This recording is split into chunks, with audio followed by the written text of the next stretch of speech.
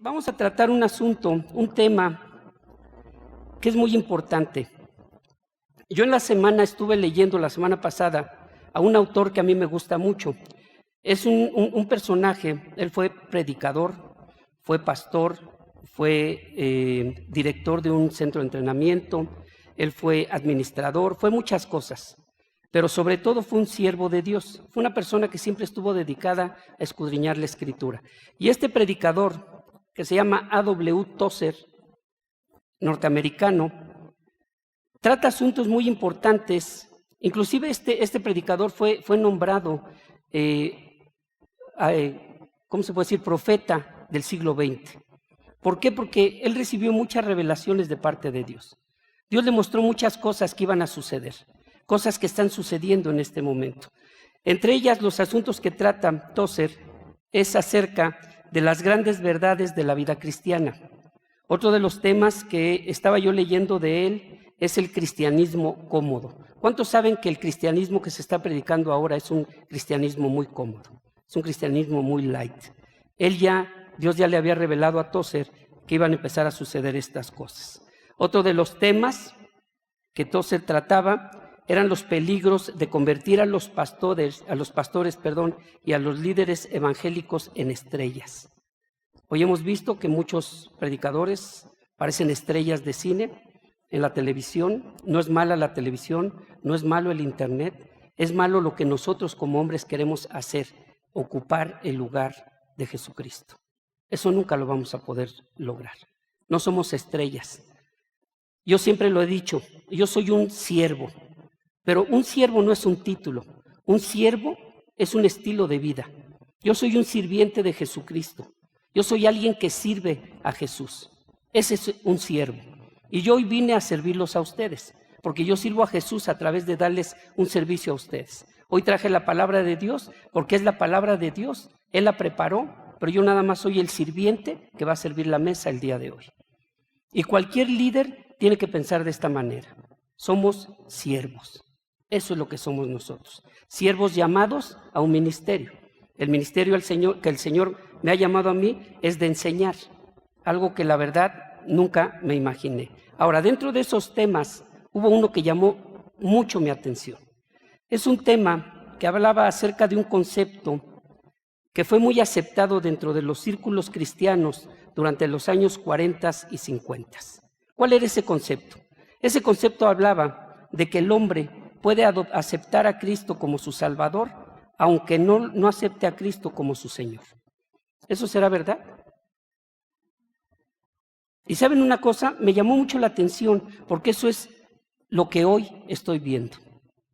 La mayoría de las personas creen en Jesucristo como su Salvador, pero no como su Señor. Y Jesucristo es el Señor de señores. Amén. ¿Es nuestro Salvador? Sí. Pero no queda todo en el Salvador nada más. Él es el Señor. Él es Señor de toda la tierra. Él es el Señor del universo. Y no lo vemos así. Nosotros nos quedamos con que nada más es nuestro Salvador. Y de ahí surge el título del tema que traigo hoy de parte de Dios para ustedes. El título, ¿qué es Jesús en tu vida? ¿Tu Salvador o tu Señor? Y necesitamos meditar en eso. ¿Qué es Jesús en nuestra vida? ¿Es nuestro Salvador o es nuestro Señor? Dice la palabra de Dios en Romanos 10:13, y me gustaría que los que traen Biblia estuvieran siguiéndome con las citas, porque vamos a subrayar algunas cosas. Romanos 10:13 dice, porque todo aquel que invoque el nombre del Señor será salvo. ¿Cuál es ese Señor al que se refiere la palabra? El Señor Jesús. Ahora, aquí la palabra Señor no se utiliza como un título de tratamiento. No es como decir el señor Ricardo o el señor Raúl o la señora fulana. El nombre o la palabra Señor aquí se está refiriendo a una persona que ejerce un dominio sobre otra. ¿Y Jesús podrá ejercer dominio sobre nosotros? Sí. Él es nuestro Salvador, pero también es nuestro Señor. Dice Filipenses 3:20, mas nuestra ciudadanía está en los cielos, de donde también esperamos al Salvador, al Señor Jesucristo. Jesús es Salvador, pero también es ¿qué? Señor. Subrayen Salvador y Señor, por favor. Aquí la palabra Señor la estamos utilizando igual. Es una persona que ejerce un dominio. Vamos a orar, cierren sus ojos y vamos a pedirle al Señor que sea Él el que nos hable en esta tarde. Padre amado, te damos gracias, Señor.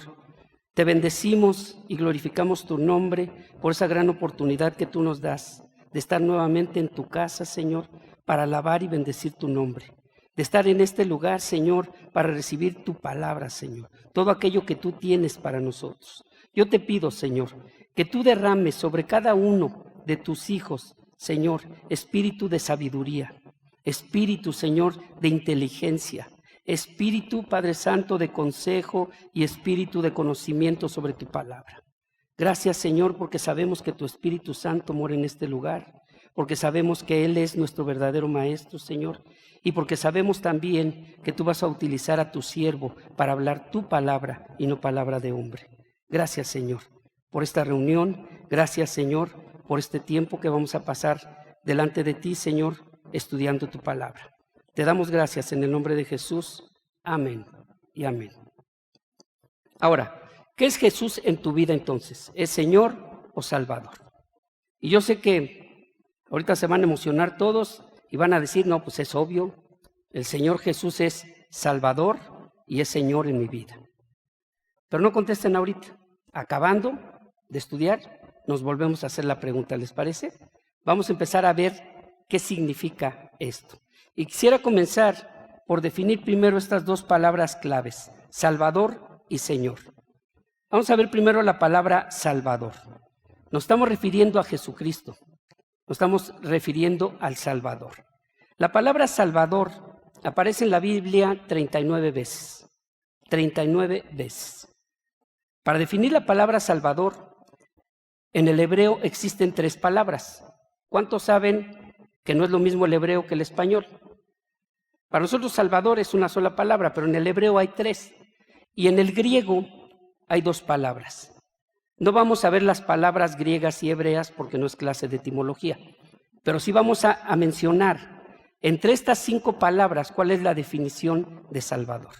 Y dice que Salvador es aquella persona que salva, aquella persona que libra, que auxilia, que socorre, aquella persona que ampara, ayuda, defiende, favorece, rescata o que preserva a alguien de cualquier mal, de cualquier peligro, y ya sea este tipo de peligro sea físico o espiritual.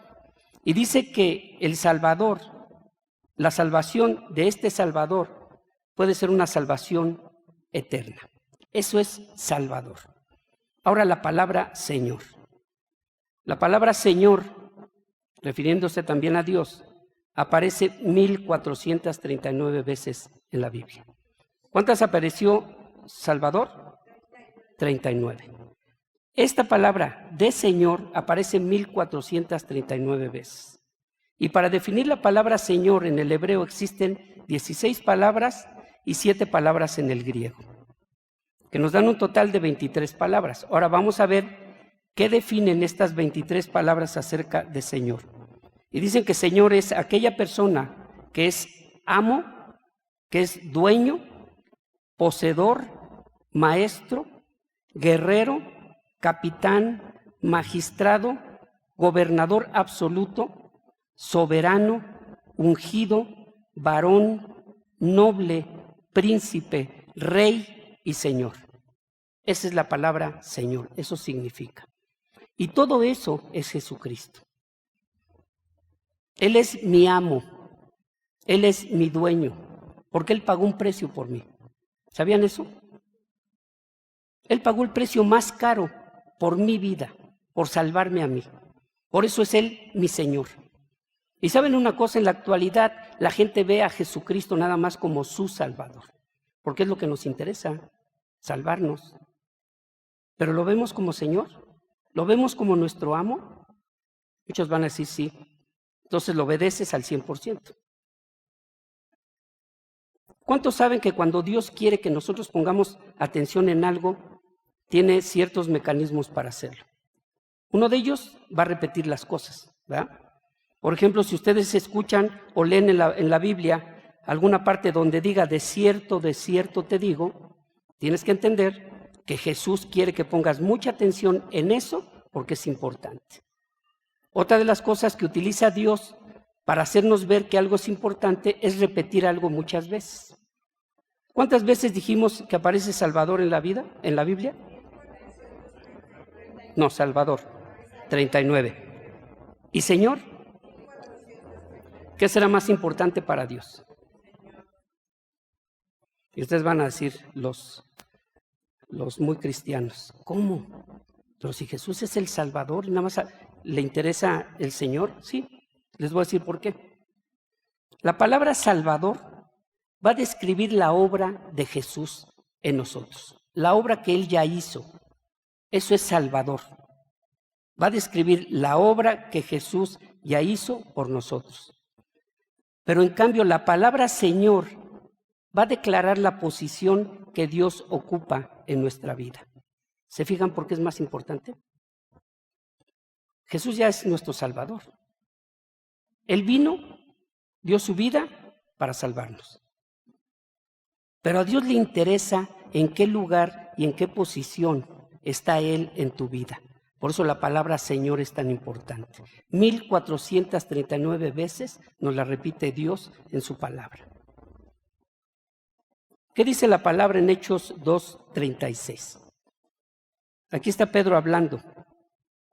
Dice, a este Jesús, a quien ustedes crucificaron, Dios le ha hecho Señor y Cristo. ¿Qué ha hecho Dios con Jesús? Lo ha hecho Señor y lo ha hecho Cristo. ¿Se fijan la importancia de hacer que Dios, que Jesús ocupe el primer lugar en nuestra vida? Cuando Él ocupa el primer lugar en nuestra vida es nuestro Señor, es el Señor de nuestra vida. Vamos a ver los significados de las palabras Jesús, Señor que ya vimos, y de Cristo. Jesús significa Jehová salva, o Salvador de Jehová. Eso significa Jesús. Señor ya vimos que es amo, es dueño, es soberano. Pero Cristo, ¿qué significa? Ungido. Significa Mesías. Y en esta cita de Hechos 2:36 vemos de manera muy clara que el apóstol Pedro no predicó a Jesucristo nada más como Salvador. Él predicó a Jesús como Señor, como Cristo y como Salvador. ¿Jesús será las tres cosas? ¿Será Señor, será Salvador y será el Cristo? Las tres cosas es Él. Y nosotros queremos ver a Jesús por separado en esas tres cosas. Pero Él son las tres cosas. Aquí el apóstol Pedro nunca dividió la persona de Jesús ni los oficios de Jesús. Siempre van juntos. Jesús es mi Salvador, Jesús es mi Señor y Jesús es el Cristo. Las tres cosas juntas. Eso es predicar a Jesús completo. Fíjense lo que dice Lucas 2:11. Dice, les ha nacido hoy en la ciudad de David un Salvador que es Cristo el Señor. Ahí están los tres oficios de Jesús. Es Salvador, es Cristo y es el Señor. ¿Lo dice la palabra o no? Nosotros no podemos dividir a Cristo. No podemos decir Jesucristo nada más es mi Salvador. No. Jesucristo también es tu Señor y es el Cristo. Es el Mesías, es el ungido de Dios. Amén. Dice 1 Corintios 1:13, ¿acaso está dividido Cristo? La misma palabra se hace la pregunta, nos hace la pregunta. ¿Está dividido Cristo? A través del tiempo se ha estado enseñando o hemos entendido de manera errónea que es posible recibir a Cristo como nuestro Salvador y rechazarlo como Señor. ¿Es eso correcto? No. Por eso para la mayoría de los creyentes es más importante Cristo como Salvador que como Señor. Porque están esperando nada más saber qué reciben de Él.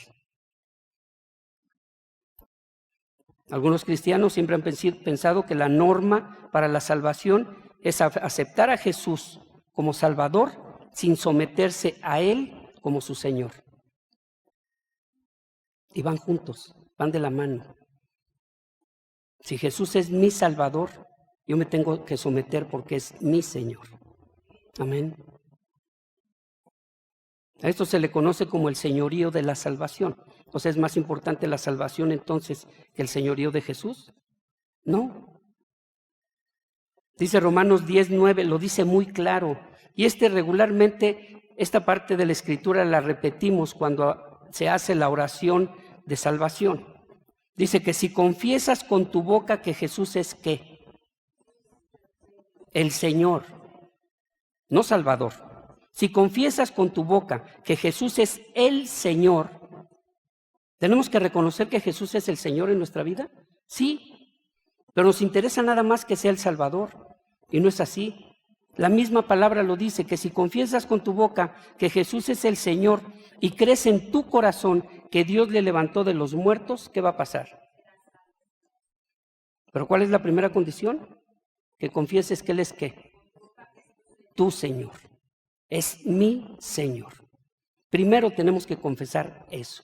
Ahora, no se trata nada más de confesarlo, porque si tú vas y hablas con un ateo y le dices que confiese o que repita eso, ¿lo va a repetir o no?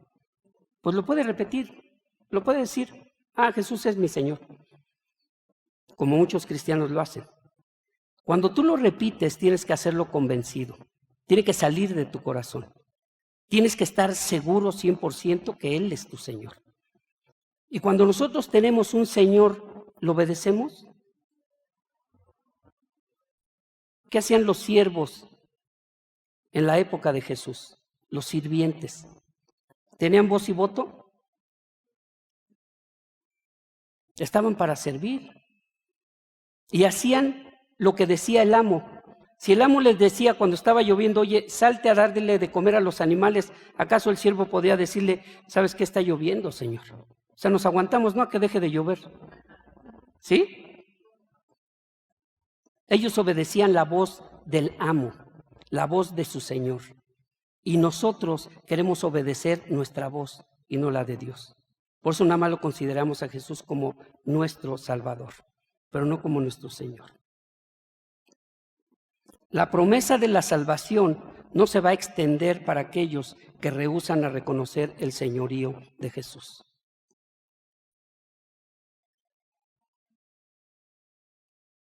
Cuando nosotros deseamos nuestra salvación con una fe genuina, nunca vamos a rechazar el señorío de Jesús.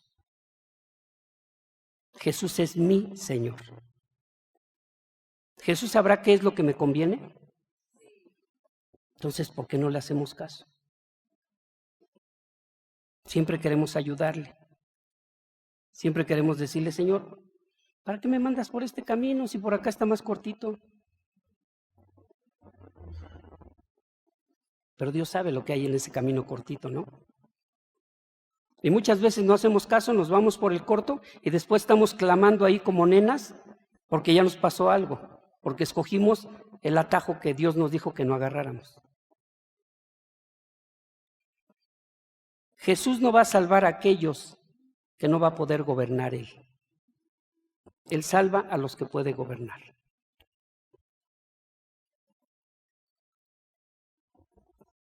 Con esto quiero decir que Jesús no se convierte en el Salvador de cualquiera, ¿verdad? Se va a convertir en el Salvador de aquellos que lo reconozcan como su Señor, con el señorío que Él tiene. Muchos creyentes toman a Jesús como aquella persona que se va de vacaciones, se mete en una alberca, no sabe nadar, por supuesto, anda en lo bajito y de repente se resbala hacia lo hondo y empieza como a quererse ahogar, ¿no? Pero alguien le avienta un salvavidas porque de tonto se mete a sacarlo, logra agarrarse, sale, ya se le olvidó el ahogamiento y vuelve a lo mismo. Muchos así utilizan a Jesús. Nada más para salir a flote y después, pues ahí nos vemos. ¿Qué es lo que están haciendo estos creyentes? Están usando a Jesús como su siervo, como alguien que les tiene que servir y no como su Señor. Y nosotros estamos para servirlo a Él. Amén. Él es nuestro Señor. Él es nuestro Salvador. Es cierto que el propósito de Jesús fue ser nuestro Salvador, y lo dice la Biblia. Lo dice Lucas 19:10, porque el Hijo del Hombre vino a buscar y a salvar lo que se había perdido. El propósito de Jesús también fue salvar a la iglesia, al cuerpo de Cristo. Dice Efesios 5:23, así como Cristo es cabeza de la iglesia, la cual es su cuerpo, y Él es su Salvador. El propósito también fue ser el Salvador del mundo. Todo lo dice la palabra. El propósito de Jesús, ¿cuál fue? Venir a salvar. Pero también vino a ser el Señor de todo lo que Él salvaba. El problema radica en que muchos hemos visto a Jesús nada más como Salvador. ¿Cuántos lo ven realmente como su Señor?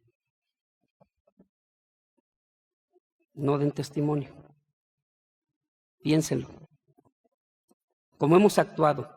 Es más, desde que nos levantamos y oramos, ¿lo hacemos nuestro Señor o queremos que sea nuestro siervo? Porque empezamos muchas veces dándole instrucciones a Dios. Señor, guarda a mis hijos. Primero salúdalo, primero alábalo, primero gózate de que te acabas de levantar. No, nada más abrimos los ojos y le empezamos a dar instrucciones a Dios. Como si fuera, ¿cómo se llama el que habla aquí en las iPads? Como si fuera Siri, ¿no? O sea, ya empezamos a decir qué es lo que queremos que Dios haga en nuestra vida en todo ese día. Guarda a mis hijos, bájale el carácter a mi señora, ponle acá, que gane mucho, que no trabaje. O sea, ¿lo estamos considerando de veras nuestro Señor?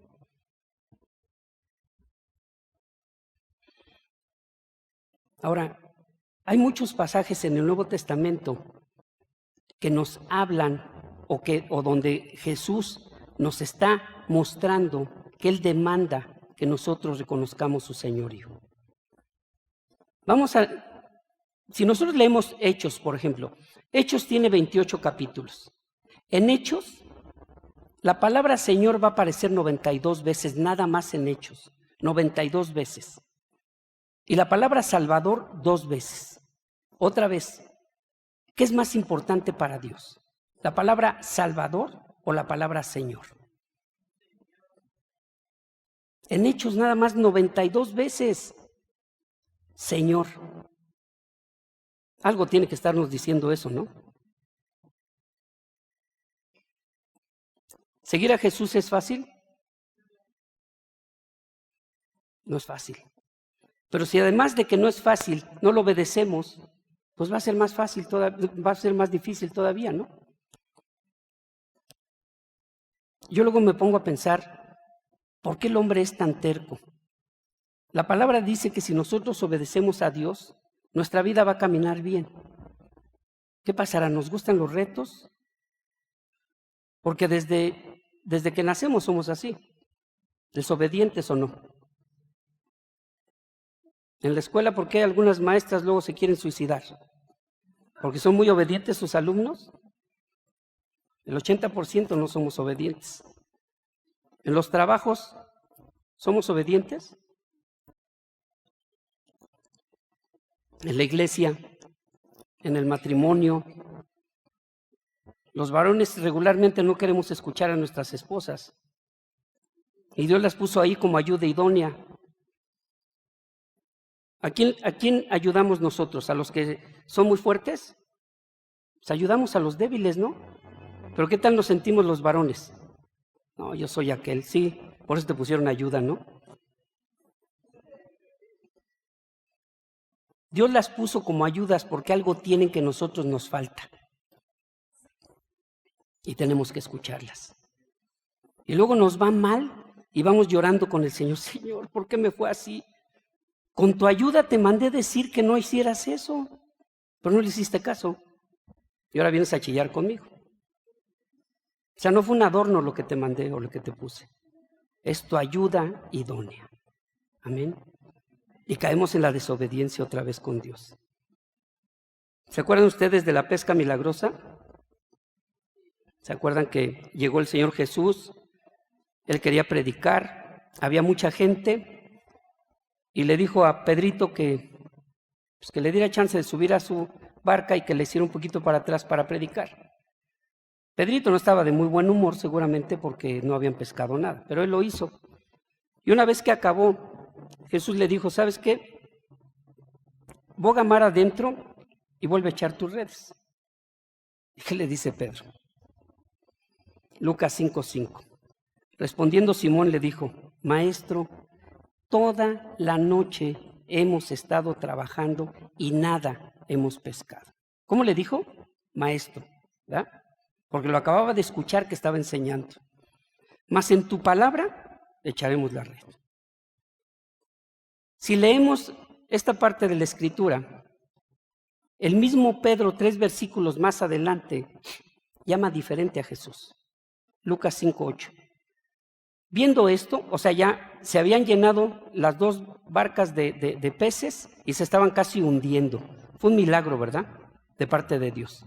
Viendo esto, Pedro, entonces le dice, 5:8, viendo esto, Simón Pedro cayó de rodillas ante Jesús diciendo, apártate de mí, ¿qué? Señor, porque soy hombre pecador. Primero lo reconoció como maestro. Pero 3 versículos después lo reconoce como ¿qué? Como Señor, porque vio el poder, vio lo que podía hacer Jesús por él. Y al final, ¿qué pasa con estos pescadores de Genezaret? Dice Lucas 5:11, y cuando trajeron a tierra las barcas, venían hasta el gorro de peces, cuando las trajeron a tierra las barcas, dejando todo, le siguieron. Yo me hubiera quedado con los pececitos, no, pues vamos a venderlos ahorita, pues mira nada más, no. Dice que ellos dejaron todo y siguieron a Jesús.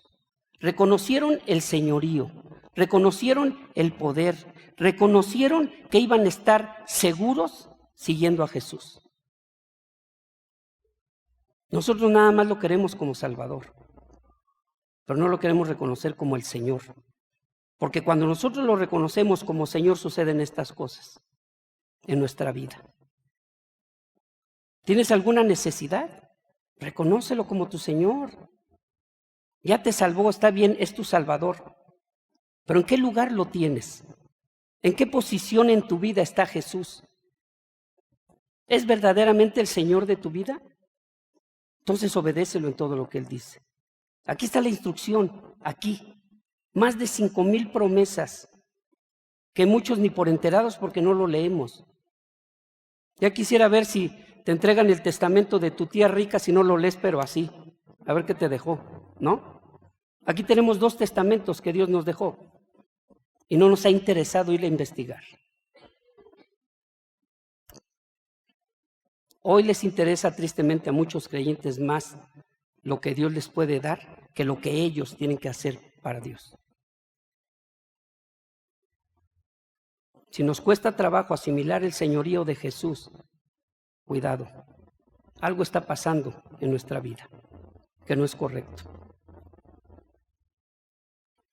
El señorío de Jesús es parte integral de la salvación, va junto, no va separado.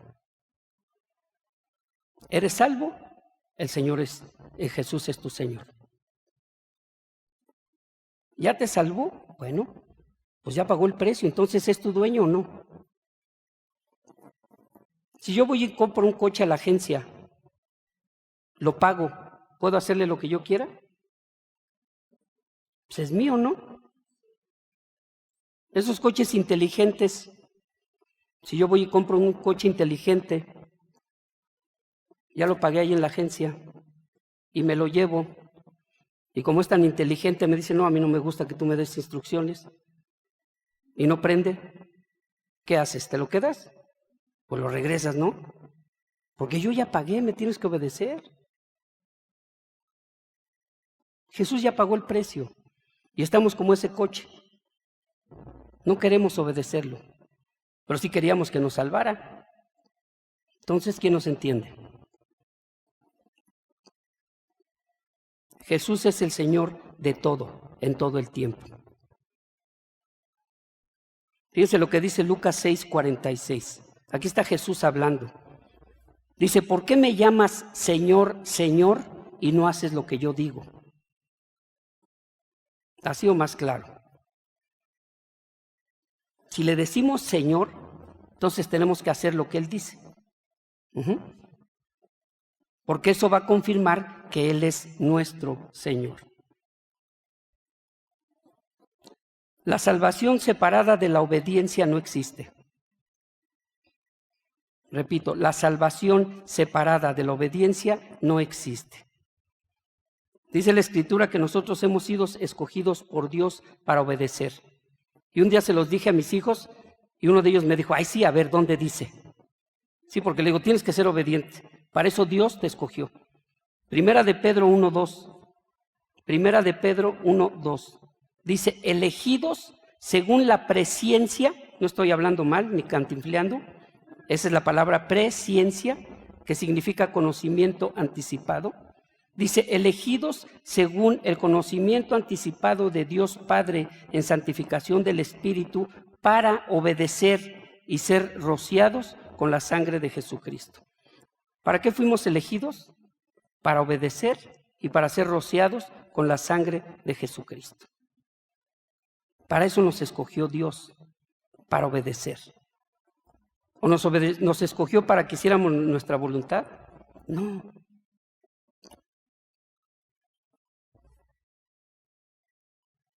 Hoy es más común, si ustedes entran a internet, es más común encontrar prédicas del evangelio cómodo. Se predica mucho el evangelio light, un evangelio fácil, el evangelio argentino. ¿Hay algún argentino aquí? ¿No? O sea, es el que es sencillito. El evangelio no es así. La palabra de Dios es clara. Y si nosotros empezamos a diluir la palabra de Dios, ¿va a funcionar?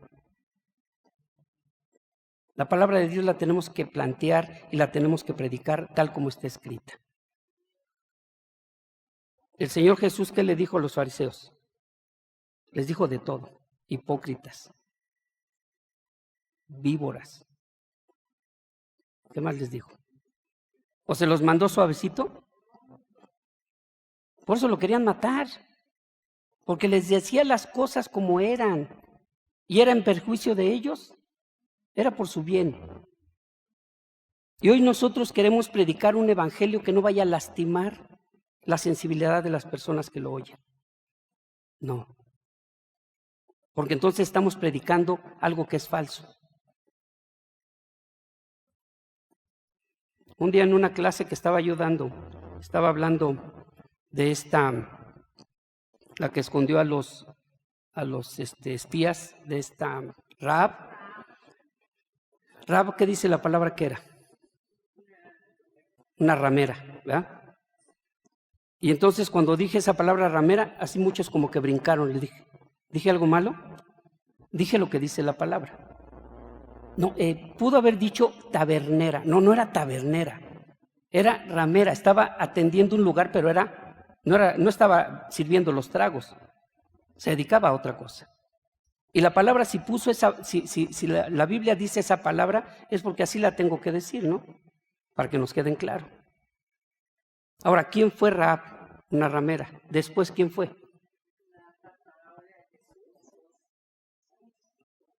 Fíjese. Y esa va a ser otra enseñanza. Cuando dice la palabra de Dios, bendeciré a los que te bendigan. ¿Ella bendijo o no al pueblo judío? ¿Y cómo le fue? ¿Fue bendecida? Es parte del linaje de Jesús. Es de la descendencia de Jesús. ¿Y quién era Rahab? Una ramera. Ahí nos demuestra Jesús todo lo que Él puede hacer cuando nosotros somos obedientes. ¿Cómo puede transformar nuestra vida? Nada más échenle para atrás. ¿Quiénes eran antes de venir a Jesús? Amén. ¿Se ven la diferencia? ¿Quiénes éramos? ¿Quiénes somos hoy? A mí me impacta. Por el Señor me deja que me suba aquí. Cuando éramos niños, pastor, te has de acordar, en la iglesia donde íbamos, porque el pastor iba en la misma iglesia en la que yo iba, desde hace 60 años. Bueno, no nos dejaban subir aquí. Como niños tenías ¿cómo te dijera? Unas ganas de subirte al púlpito. Hay de que nos vieran trepados en el púlpito. Yo decía, híjole, ¿cuándo voy a poderme subir ahí?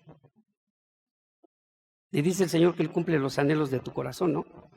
Cuando Él me dijo que me iba a subir, le dije, no, Señor, nada más quería ir a ver qué se sentía. Ni si no, ahora te quedas. Así es Dios. Pero cuando lo obedecemos. Jesús puede hacer muchas cosas en nuestra vida cuando nosotros le damos la oportunidad de que la transforme. Y le damos esa oportunidad cuando obedecemos. Cuando nosotros le decimos, sí, Señor, tú eres mi Salvador, pero eres mi Señor. Mi voluntad la voy a rendir a ti. ¿Qué fue lo que hizo Jesús cuando fue a orar al Getsemaní, antes de ser aprendido? Él fue y entregó su voluntad y le dijo, Padre, que no se haga mi voluntad, que se haga la tuya. Él dejó su voluntad y tomó la voluntad de su Padre y la hizo. Nosotros queremos que Jesucristo sea nuestro Salvador, pero con nuestra voluntad intacta. No se puede así. Tenemos que entregar nuestra voluntad para recibir la voluntad de Dios. Hoy vamos a hacer la voluntad de Dios, no nuestra voluntad. Porque a través de tantos años no nos hemos dado cuenta que nuestra voluntad no funciona, siempre nos mete en problemas. La que funciona es la voluntad de Dios. Con respecto a ese evangelio ligero, light o argentino, ¿es verdad que no tendremos que dejar nada? Porque yo he oído que dicen, no, tú nada más acepta a Jesús. No tienes que dejar nada. No tienes que hacer otra cosa. Tú nada más ven a Él, recíbelo. ¿Y qué ya por arte de magia? O sea, sin hacer nada ya, Él es salvo. ¿Verdad? Porque Él vino y dijo que Él quería a Jesús como su Salvador. ¿Es cierto? Entonces, ¿dónde está la obediencia a Dios? ¿Dónde queda esa parte de Efesios 4:22, donde dice, en cuanto a la pasada manera de vivir, despójense del viejo hombre que está viciado? ¿Tendremos que dejar algo? Vamos a tener que dejar muchas cosas. Vamos a tener que abandonar muchas cosas que nos gustaban para seguir a Jesús. Seguir a Jesús sí cuesta. Un día le dije a mi señora, sales bien cara. Me dice, lo bueno cuesta. Le dije, pues sí, cierto. Pues ya que otra me quedó, ¿no? Con Jesús es igual. ¿Será bueno Jesús? Pues nos va a costar. Nos va a costar y mucho. Porque la Biblia no dice que todo vaya a ser color de rosa una vez que nosotros ya hicimos este trato con Dios o con Jesús de seguirlo. Dice que vamos a tener aflicción, ¿no? Pero no digas eso en la iglesia porque no se nos van a ir. Con trabajo lo estamos trayendo y luego dices que va a haber aflicción y se van a ir. Que se vayan. Tenemos que estar aquí los que de veras amamos a Dios. Los que de veras queremos a Jesucristo como nuestro Señor. Si otra persona no lo quiere, ¿lo vamos a forzar? Es un regalo de parte de Dios. Si tú vas a una fiesta y llevas un regalo y no te lo reciben, ¿le va a estar insistiendo? Pues, ¿qué dices? Para el vencedor, ¿no? Pues ya lo compré, pues me lo disfruto. Si alguien no quiere a Jesús, ¿no dice la Escritura que si no nos reciben en un lugar sacudamos el polvo de nuestros pies? Y hay otra parte más fuerte. Dice la palabra de Dios que las perlas no se hicieron para ¿quiénes? Pero no les digas eso porque entonces se nos van. Tenemos que ser claros o no con la palabra. Jesús no está dividido. Jesús es Salvador, Jesús es Señor, Jesús es el Cristo. Si nos gusta, lo tenemos que aceptar así. No hay para dónde darle. Les voy a poner otro ejemplo. ¿Se acuerdan de cuando Pablo y Silas fueron encarcelados? ¿Verdad? Aparte de que les dieron su calentadita, los metieron ahí. Y dice que estaban bien tristes, ¿no? Estaban llore y llore allá dentro de la cárcel. Estaban alabando al Señor. Y alabaron tan fuerte que hasta hubo un terremoto. Han de haber cantado bien feo. ¿Verdad? Todo se cimbró. Y después del terremoto dice que se abrieron las puertas de la prisión. Y el carcelero llegó y pensó que se le habían escapado todo el mundo. ¿Y qué quería hacer? Se quería quitar la vida, ¿verdad? Pero salió Pablito y Silas y le dijeron, ay, tranquilo, no te esponjes, aquí estamos todos, mira, nadie se ha ido. Él se impactó por eso. Y entonces empezó a preguntar. Y ellos le platicaron de Jesucristo. Le dieron la palabra. Y dice Hechos 16, 30 y 31. El carcelero les preguntó, señores, ¿qué debo hacer para ser salvo? ¿Qué debo hacer para ser salvo? ¿Y qué le contestaron ellos? Ellos dijeron, cree en el Señor Jesucristo y serás salvo tú y tu casa. ¿Cree en qué? En el Señor Jesucristo. En otras palabras, ya viendo cuál es la definición, realmente lo que ellos le dijeron es cree en el señorío de Jesucristo. Cree en lo que Él dice, cree en lo que Él hace, cree en lo que Él ya hizo por ti y vas a ser salvo. Ya leímos Romanos 10:9, que si confiesas con tu boca que Jesús es el Señor y si crees en tu corazón que Dios le levantó de los muertos, serás salvo. Entonces, ¿Jesús es el Señor o no? Es el Señor de nuestra vida. Para ser salvo necesitas dos cosas: confesar con tu boca el señorío de Jesús y creer en tu corazón en el poder de Dios. Dios es poderoso para cumplir todo lo que Él ha prometido. Amén. Si Él ha prometido algo aquí, no dudes que lo va a cumplir. Pero para que Él lo cumpla en tu vida tienes que ser obediente. Amén. Tenemos que dejarnos mandar, dominar, gobernar, señorear por Jesús para poder ser salvos. Entendamos la salvación como esto. Si nosotros nos metemos a un bosque donde sabemos que hay leones o que hay osos, ¿corremos riesgo? Pues en ese bosque lo conoce muy bien Jesús, porque Él lo creó. Y si seguimos sus indicaciones, ¿nos irá a pasar algo allá adentro? Nada. ¿Pero por qué no queremos obedecer? Porque nos gusta la adrenalina. Y además, como ahora ya se usan las cámaras para filmar todo, pues hay que ver si podemos filmar a ver cuando nos come un león, ¿no? Jesús lo único que necesita para salvarnos es que le creamos. Y les voy a dar un ejemplo. Imagínense que están de vacaciones en un crucero, en el crucero de sus sueños, y se van a ir a Grecia. Y en ese crucero, pues ustedes no saben nadar, pero su esposa les dice, oye, vamos a tomarnos una selfie, ¿no? Juntitos. Ahí viendo el atardecer, se ponen hacia la orilla, están tomando la selfie, pero le dice ella, no, súbete un poquito porque estás muy abajo. Se sube el otro y se desbarranca y se va al mar, pero no sabe nadar. Pero como ese día, ese varón sí oró, pues ¿qué creen? Junto a él estaba, viendo la selfie, un salvavidas de la quebrada de Acapulco. Y en cuanto él se va, el otro se avienta y casi caen juntos al agua, ¿no? Te estás ahogando y el salvavidas se acerca a ti y te dice, tranquilo, nada más vas a hacer lo que yo te diga, nada más no manotees. Y tú así medio ahogándote le dices, no, ¿sabes qué? A mí nadie me da instrucciones ni me da órdenes. ¿Qué te va a pasar? Pues te vas a ahogar, ¿verdad? Pues es lo mismo con Jesús. Nos estamos ahogando, Él viene a salvarnos y nosotros le decimos, no, a ver, a mí no me gusta que me estén ordenando, ni que me digan lo que tengo que hacer. Y como Jesús es un caballero, pues va a decir, bueno, pues, ¿no? O sea, así de ilógico sonamos cuando no obedecemos a Dios. Las cosas son claras con Dios. La palabra de Dios es tan clara que dice que los niños la entienden. Y yo lo he confirmado. En la iglesia de los pastores un día estaba dando una clase y el único que contestó fue un niño de 6 años y todos los demás no supieron ni qué onda. Así, ¿verdad? ¿Sí o no? Y había varios alumnos de buena edad.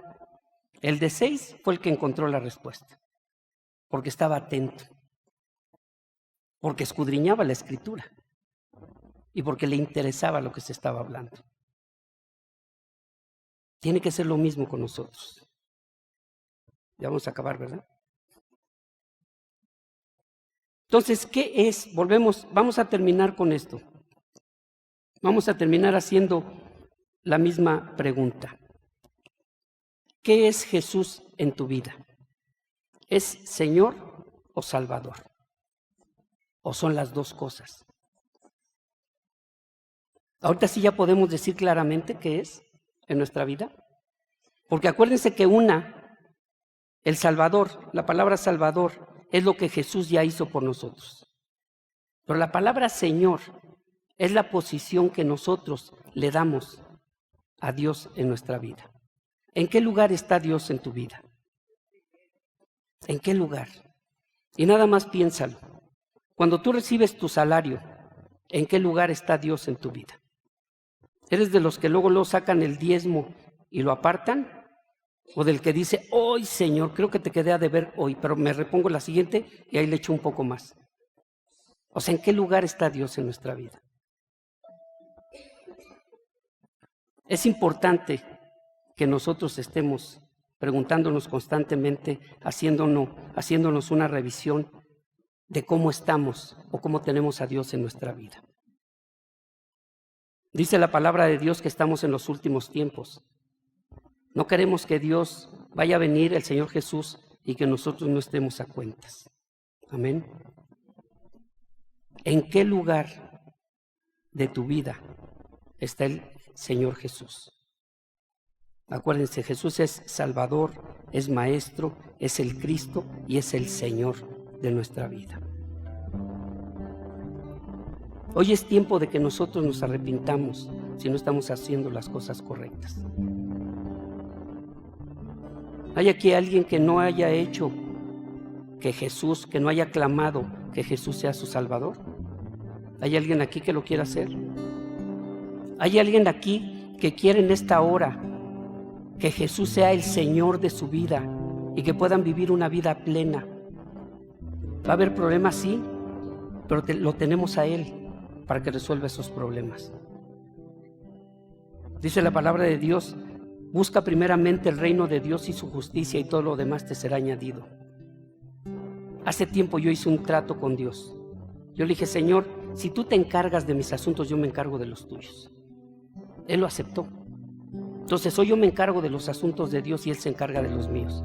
Y saben una cosa, hice trampa, porque los míos estaban más gruesos y ya los solucionó todos. Así. Los de Él son fáciles. Lo único que tengo que hacer es obedecer. No se nos olvide, estamos aquí y fuimos elegidos y escogidos por Dios para obedecerlo.